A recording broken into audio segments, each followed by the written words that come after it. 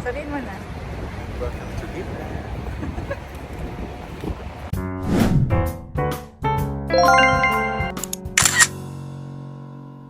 Magandang araw or gabi, kakabsat. Welcome back to my channel. May bagong bukas na discount store dito sa Dubai. Located din sa favorite naming area sa may Deira.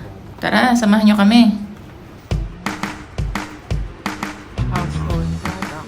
Piki kami ng mga discount stores dito sa Dubai, particularly ng day-to-day. Bukod sa mura, almost lahat na ng products or items na kailangan mo ay nandun. Kaya, yun din ang concept ng store na to. Ang pangalan nga pala nito ay Giftland. Tinabihan niya talaga ang day-to-day dito sa may malapit sa Union Station. Kung taga-Dubai ka, alam mo yung tinutukoy ko. Nandito kami sa may household areas. Ito yung 1, 2, 3, 4, 5 layers. Ano yan, Daddy? Ano yan? Para saan? 10 lang yung monoblock. Mas mura pa dito kaysa sa Pilipinas. 10 lang. So, parang 150, 160. 160? No? Daddy? 160. Ito mas mahal. Gusto mo pagpan... Pakiulit, Daddy. Parang space. Ano nga, pagka lumipat tayo, ano yung sinabi mo? Nire-record ko eh. Tapos rin natin yung loan. Talaga ba? Totoo yan? Ah, sige. Ano bibili natin? Monoblock? It. Ganda no? Oo, maganda. White. Kaso ayoko yung color. Ay, maganda to, blue. dahil kaka-open lang nila, marami ditong mga tip 1 dirham. Katulad nito, mga small plates, 1 dirham. Ay, nakalagay 1 AED. Ah, orange soap. Harmony orange soap. 1 AED.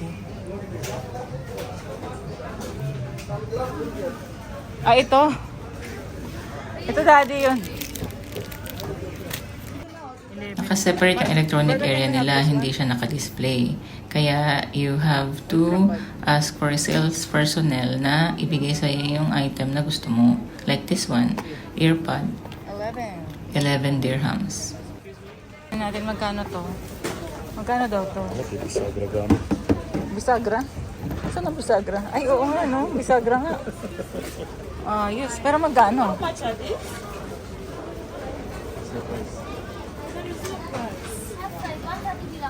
130.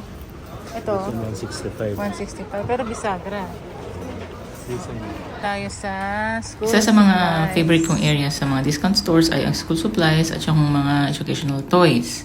Sa Giftland branch na to ay konti lang yung school supplies at wala ding mga educational tools for the moment. Medyo limited din yung choices ng toys. So ngayon, ang stocks nila ay mostly apparels, Walang shoes, educational and toys. bags.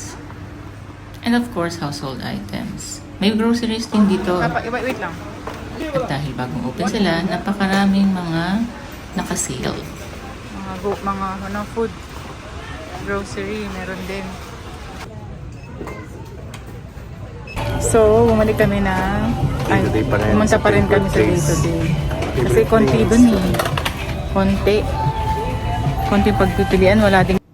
Limited yung choices at wala din kasing educational toys. Ito, ang hinahanap ko doon, wala naman. Yan. Okay. Pansulat na. Oo, hindi naman. Pansulat. Stick. Ito, ganyan. Para meron siyang activity.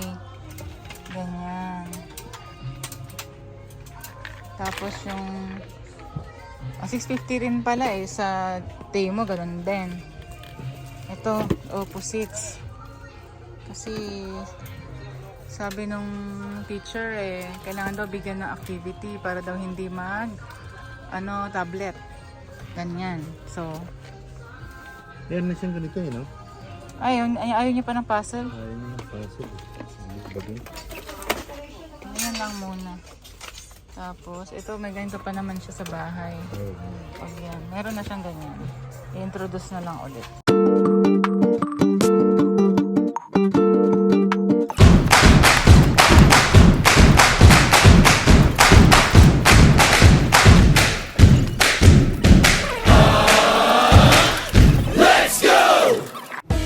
I mentioned earlier, ang Giftland Hypermarket na to ay located near Union Station, katabi ng Day to Day. Pero hindi pala ito ang unang Giftland Hypermarket sa Dubai. Ang first branch nila ay tinayo sa Abu Dhabi. Ito ay pang 7 or 8 branch nila sa UAE. Hanggang dito na lamang, kakabsat. Thank you for watching.